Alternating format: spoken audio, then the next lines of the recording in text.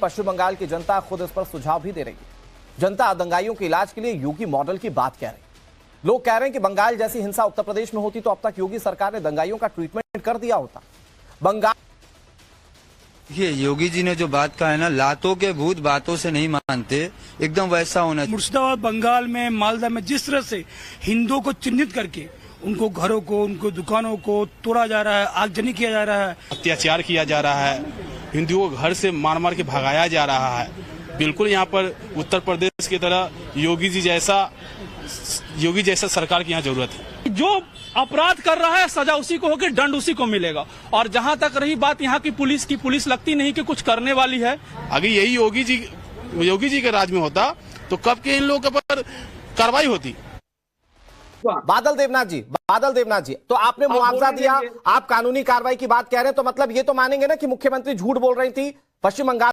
तो चलिए शुरू करते हैं। क्योंकि वक्फ कानून के विरोध की आड़ में जिस तरह से बंगाल को सुलगाया गया, जिस तरह बंगाल को हिंसा की भट्टी में झोंकने की साजिश नजर आ रही है, उसके बाद सवाल उठाएं कि बंगाल में दंगाइयों का इलाज आखिर है क्या। मुर्शिदाबाद में हिंसा बढ़ती, फिर दक्षिण 24 परगना तक हिंसा की आंख पहुंच गई। आलम यह कि देश की सर्वोच्च अदालत तक को कहना पड़ा कि पश्चिम बंगाल में हालत बहुत चिंताजनक है। लेकिन पश्चिम बंगाल के मुख्यमंत्री ममता बनर्जी को शायद यह सब कुछ नजर नहीं आता, या तो वो 2026 के विधानसभा चुनाव के मद्देनजर इसको देखना नहीं चाहती। समुदाय विशेष कहीं नाराज ना हो जाए, यह कोशिश है ममता बनर्जी। अब तक की उनके क्रियाकलापों से तो यही लगता है। हालांकि वो विरोधियों का जवाब जरूर दे रही हैं। मुर्शिदाबाद हिंसा पर योगी की तीखी प्रतिक्रिया के बाद ममता ने उन्हें आड़े हाथों लिया और उत्तर प्रदेश के मुख्यमंत्री को भोगी तक बता दिया। लेकिन योगी को लेकर बंगाल की जनता क्या सोचती है और क्या योगी ही बंगाल में दंगाइयों का इलाज कर सकते हैं, आज करेंगे इसी पर चर्चा। लेकिन सबसे पहले मामले को समझने के लिए आप ये रिपोर्ट देखिए। वक्फ कानून के विरोध में देश के कई हिस्सों में विरोध प्रदर्शन हुए, लेकिन ममता दीदी का पश्चिम बंगाल तो झुलसने लगा। मुर्शिदाबाद में हिंसा बढ़ी, हिंदुओं को चुन चुनकर टारगेट किया गया। बड़ी संख्या में हिंदू पलायन करने को मजबूर हुए। लेकिन मुख्यमंत्री ममता बनर्जी ने हिंसा पीड़ितों से मिलने की बजाय कोलकाता के स्टेडियम में इमामों से मिलना मुनासिब समझा। योगी बड़ा बात कर रहा है, सबसे बड़ा भोगी है। मुर्शिदाबाद हिंसा पर बाबा बागेश्वर भी तलक तेवर अपनाए हुए नजर आए। उन्होंने दो टूक कहा कि हिंदुओं को बुजदिली छोड़नी होगी। मुर्शिदाबाद में हिंदू पलायन हो रहे, पुजारियों को पीटा जा रहा, गुलाम बनना भारत के हिंदुओं, तुम अपनी बुजदिली छोड़ लो, वरना जो पश्चिम बंगाल में हो रहा, मध्य प्रदेश में भी होगा, गुजरात में भी होगा, तो तुम्हारे घर पर भी होगा। उत्तर प्रदेश के मुख्यमंत्री योगी आदित्यनाथ अपने सुशासन के लिए फेमस हैं और उत्तर प्रदेश में जैसे व्यवस्थाएं बेहतर हुई उसके हिसाब से पूरे देश की जनता उनके मॉडल की तारीफ करती है। पश्चिम बंगाल में भी लोग यही कह रहे हैं कि योगी आदित्यनाथ की जरूरत है। लेकिन ममता बनर्जी उन्हीं योगी आदित्यनाथ को भोगी बता देती हैं और उन पर निशाना साधती है। बातचीत करने की कोशिश करते हैं कि बंगाल के हालात कैसे सुधरेंगे भाई, क्या वाकई में योगी आदित्यनाथ की जरूरत है क्या। ममता बनर्जी भोगी बता रही है योगी आदित्यनाथ को, आपके प्रदेश की जनता कह रही है अब हमें जरूरत योगी आदित्यनाथ की ताकि मुर्शिदाबाद के हालात सुधर जाएं। आप लोग भले 9 लोगों की एसआईटी गठित कर दें, लेकिन मुख्यमंत्री ममता बनर्जी पर भरोसा नहीं है जनता को। वो कह रहे हैं योगी आदित्यनाथ जैसा मुख्यमंत्री चाहिए। बादल जी, हेलो, दोबारा पूछिए। बादल जी, आपकी मुख्यमंत्री यानी कि मुख्यमंत्री ममता बनर्जी वो ये कह रही हैं कि हम लोग मुर्शिदाबाद में स्थिति को कंट्रोल में कर लेंगे। वो भले ही 9 लोगों की एसआईटी गठित कर दे ताकि बेहतर व्यवस्था हो, लेकिन पश्चिम बंगाल की जो जनता है, मुर्शिदाबाद की जो जनता है, वो कह रही है कि हमें योगी आदित्यनाथ जैसे मुख्यमंत्री की जरूरत है जो लातों के भूतों को लातों से ही समझाए, बातों से ना मनाए। उससे पहले मैं बता दूं, ममता दीदी ने कल एक सर्वधर्म कमेटी बनाया। लोकल इलाका में शांति कमेटी बना दिया गया है, गांव-गांव में शांति कमेटी हो गया। और ममता दीदी जो 3 परिवार को 3 व्यक्ति को हत्या किया, उन लोगों को 10 लाख रुपया मुआवजा देने का घोषित किया। और जिन लोगों का नया मुख्यमंत्री आप कह सकते हैं, लेकिन आप भी, मैं मुख्यमंत्री भी कहता हूँ और राजा भी कहता हूँ, एक प्रदेश का राजा भी कहता हूँ। आप ममता बनर्जी को राजा मानकर चलते हैं। एक प्रदेश के राजा और उसके प्रजा के बारे में ऐसा शब्द कहते हैं, लातों का भूत बातों से नहीं मानते। किसको लातों का भूत कहते हैं? और जो भी हो, सर, दंगा करने वालों को लातों का भूत कह रहे हैं, वो नहीं कह सकते। दंगा करने वालों को लातों का भूत कहते हैं और राजा और प्रजा को लेकर मैं आपको सौरभ जी प्लीज इंटरव्यू नहीं एक करके मैं बोलने दीजिए प्लीज सर।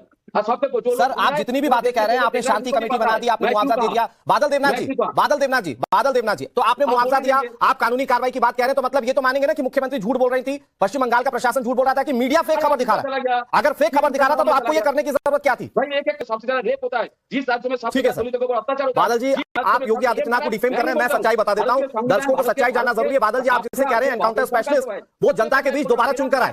वो नोएडा है, जहां का मिथक था कि मुख्यमंत्री आते तो जीत नहीं पाता, वो नोएडा है, उसके बाद फिर जीत कर आए। और जिसको आप एनकाउंटर स्पेशलिस्ट बता रहे हैं, जिनकी व्यवस्थाओं पर आप सवाल खड़ा कर रहे हैं, आपके प्रदेश की जनता वही मुख्यमंत्री अपने प्रदेश में चाहती है। आप इस पर जवाब दीजिए। आपकी जनता, पश्चिम बंगाल की जनता आज कह रही है कि योगी आदित्यनाथ जैसा प्रशासन होना चाहिए। सुप्रीम कोर्ट के साथ क्या है? ये उत्तर प्रदेश में जो राज चल रहा है, ये राज ठीक नहीं है। ऐसे इनकाउंटर नहीं होता है। सर, आपकी प्रशासनिक व्यवस्था पर सुप्रीम कोर्ट ने कहा है कि जो हो रहा है, जो हिंसा हो रही है, वो ठीक नहीं है। बात सुन लीजिए, नहीं, आपकी सरकार को लेकर जो व्यवस्थाएं चल रही है, उसको लेकर भी सुप्रीम कोर्ट की टिप्पणी है कि हिंसा ठीक नहीं है। बंगाल में अपने गिरबान में तो झांकिए सर। मेरा सवाल सुनिए, बहुत शांति से सुनिए। आप सबको सुविधाएं दे रहे हैं, आप बहुत अच्छी गवर्नमेंट चला रहे हैं, सब बात मान ली। आपके प्रदेश की जनता के लिए योगी आदित्यनाथ चाहिए, इस पर जवाब दीजिए। योगी आदित्यनाथ का बात छोड़ दीजिए, ये कोई मुख्यमंत्री है? अब जोगी क्यों पढ़ रहा है? ऐसा शब्द जो कहते वो शब्द मैं बोलूंगा, मेरे मुख से ये सब नहीं निकलते हैं, और ममता दीदी के मुख से ये सब नहीं निकलते हैं। और ये लोगों के सर, वो योगी को भोगी बता दें, और आप कह रहे हैं उनके मुंह से कुछ नहीं निकलता। एक योगी आदित्यनाथ को पश्चिम बंगाल की जनता क्यों मांग रही है? दरअसल उत्तर प्रदेश वो सूबा है जहां पर मुस्लिमों की संख्या अगर पूरे देश में देखें तो राज्यवार सबसे ज्यादा है, वक्फ की संपत्ति वहां सबसे ज्यादा है, और वहां पर योगी आदित्यनाथ का प्रशासन ऐसा कि वक्फ संशोधन कानून पास हो गया, कानून बन गया, वहां हिंसा नहीं हो पाई। हिंसा होती है पश्चिम बंगाल में, इसलिए पश्चिम बंगाल की जनता कहती है कि हमें चाहिए योगी आदित्यनाथ। बादल देवनाथ जी, गलत तो नहीं कह रहा हूं? जिन दंगाइयों को ममता बनर्जी कहती है कि हाथ जोड़कर कि भैया आप दंगा मत कीजिए, उनके लिए योगी आदित्यनाथ कहते हैं लातों के भूत है साहब, ये लातों से ही मानेंगे। इसलिए चाहती है बंगाल की जनता की योगी आदित्यनाथ हो। बादल देवनाथ जी, बनर्जी ने ये कर दिया, वो कर दिया, लेकिन वहां पर योगी आदित्यनाथ की डिमांड होना ये क्या बताता है? देखिए, बादल जी तो डिफेंड करेंगे, लेकिन बड़ी बेशर्मी के साथ कर रहे हैं। वहां लोग मारे जा रहे हैं, पिता पुत्र की हत्या हो रही है, उनकी दुकानों को मकानों को लूटा जा रहा है, और आप कह रहे हैं कि एक बाहर की वो है। अरे आप मुझे बताइए, मुख्यमंत्री कौन है, होम मिनिस्टर कौन है? ममता बनर्जी है। और अगर हमारे योगी बाबा ये कहते हैं कि बातों डंडे से वहां कानून व्यवस्था ठीक होगी, तो क्या है? दंगाइयों को क्या है, आप इनाम दोगे क्या? दंगाइयों का क्या इलाज है? दंगाइयों के खिलाफ अगर आप कड़ाई से करते तो ये नौबत ही नहीं आती। जितना मुसलमान इसमें उत्तर प्रदेश में रहता है, यहाँ एक भी दंगा नहीं हुआ। सरकारी दुकानों को, सरकारी बसों को चलाया जा रहा है। तो आप मुझे बताइए, आप क्या करके बैठे हो? आप कह रहे हो हमने घोषणा कर दी 10 लाख रुपए की। अरे आप तो हिंदू विहीन बनाना चाहते हो वेस्ट बंगाल को, ताकि आपकी तुष्टीकरण की राजनीति आगे चल सके, आप मुख्यमंत्री दोबारा बन सके। मुख्यमंत्री अनुराग जी, एक बात बताइए, गुप्तचर विभाग होता है राज्य के पास, कई दिनों तक हिंसा होती रही, आपने उनके साथ क्या ट्रीटमेंट दिया? क्या कड़ाई से कार्रवाई की? वो तो इन्फिल्ट्रेशन है, और अगर आपकी रिपोर्ट कहती है कि बाहर से लोग आकर दंगा कर रहे हैं तो बीजेपी जिम्मेदार है इसके लिए, क्योंकि क्रॉस बॉर्डर चीजों को रोकना केंद्र सरकार की जिम्मेदारी है। आप मुझे बताइए, जरा मैं इनको बता देता हूँ। हमारे होम मिनिस्टर साहब संसद में बयान देते हैं कि 2200 किलोमीटर लंबी सीमा लगती है हमारी बांग्लादेश के साथ, जिसमें से 400 कुछ किलोमीटर पर ये बाहर नहीं लगाने दे रहे बंगाल सरकार। 10 बार रिमाइंडर भेजा होम मिनिस्ट्री से, होम सेक्रेटरी और चीफ सेक्रेटरी मीटिंग करते हैं वहां पे राज्य सरकार के साथ, क्यों नहीं बार लगाने दे रहे? वहां उन्मादी नारे लगाए जाते हैं, धार्मिक नारे लगाए जाते हैं। वहां पे आप मुझे बताइए, 24 परगना से उनको आधार कार्ड मुहैया कराए जाते हैं, तो ये राज्य सरकार के बगैर? जो एक ब्राह्मण महिला, मैं तो कहता हूँ, जो चंडी पाठ करती है, जो पूजा पाठ करती है, आज आप उसको भारतीय जनता पार्टी तो फिर सब पूछते हैं ना कि इमामों के साथ बैठक हो जाती है, लेकिन जिन घरों के 2 लोग मर गए, पिता पुत्र मर गए, उन लोगों से कभी मुलाकात क्यों नहीं होती? जो मालदा में जाकर अभी अपने घर को छोड़कर शेल्टर होम्स में रह रहे मुख्यमंत्री, उनसे जाकर क्यों नहीं मिलती? दुर्गा पाठ तो कर लेती है, उसको नमन है। तो ये कह रहे हैं चंडी का पाठ करने वाली महिला श्री राम के मास कोई बांटता है उसके ऊपर मुकदमा दर्ज कर देती है, अंदर कर देते हैं। भगवा झंडे को किस तरह से उतारा जाता है गुंडों के द्वारा, ये पूरे देश ने देखा है। रामनवमी के ऊपर प्रतिबंध लगा देते हैं, मंदिरों में तोड़फोड़ होती है। ये मॉडल है ममता का, और हाई कोर्ट सुप्रीम कोर्ट को इंटरवीन करना पड़ता है। आप मुझे एक मामला बता दीजिए उत्तर प्रदेश में जहां सेंट्रल फोर्सेज को नियुक्त किया गया हो।